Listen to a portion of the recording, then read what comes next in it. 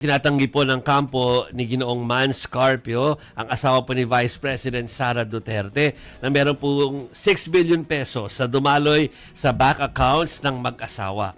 Dagdag pa ng abogado niyang si Peter Danao, hindi sila obligadong sagutin ang mga alegasyon ng House Justice Committee dahil isang pribadong individual si Carpio. Inihag niya, itong mga pahayag na ito ay sinabi niya kasabay ng paghahain ng reklamo ni Carpio kaugnay sa pagsasapubliko ng kailan pong bank transaction sa impeachment hearing nito nakaraang linggo.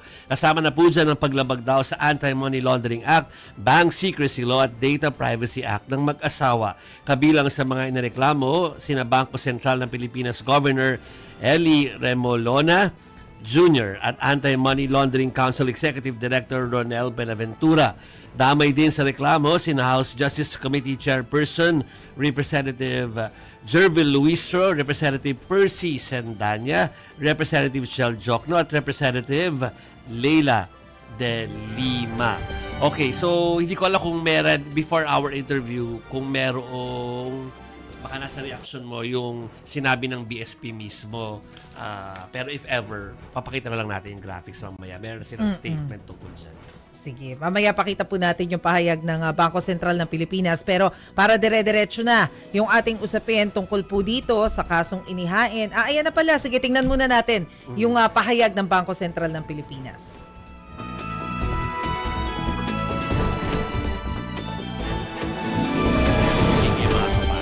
Oo, eto, hinihintay natin. Sige, mamaya na. Iba pang reaction mo na.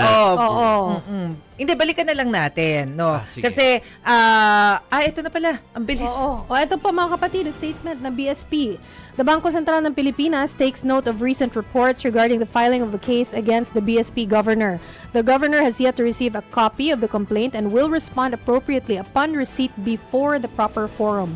We emphasize that the BSP and the Anti-Money Laundering Council continue to perform their mandates in accordance with law, guided by independence, professionalism, and due process. Okay. Okay.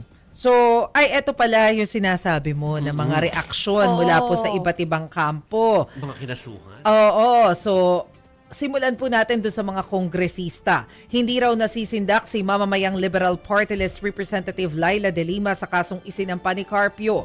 Buwelta naman ni Akbayan Party List Representative Percy Sendanya, mema lang ang pagtakbo ng kampo ng mga Duterte sa korte. Giit naman ang kasama niyang si Representative Shell Jokno, binigyan ng komite ng kapangyarihan para magpalabas sa mga dokumento at testigo sa impeachment proceedings. Para naman kay Bicol Saro Party List Representative Terry Ridon, walang legal basis ang reklamo ni Carpio dahil malinaw ang mandato ng AMLAC sa batas. Dagdag niya, inatake ni Carpio ang pag-disclose ng paggalaw ng pera kesa i-deny ang 6.77 billion pesos na transactions.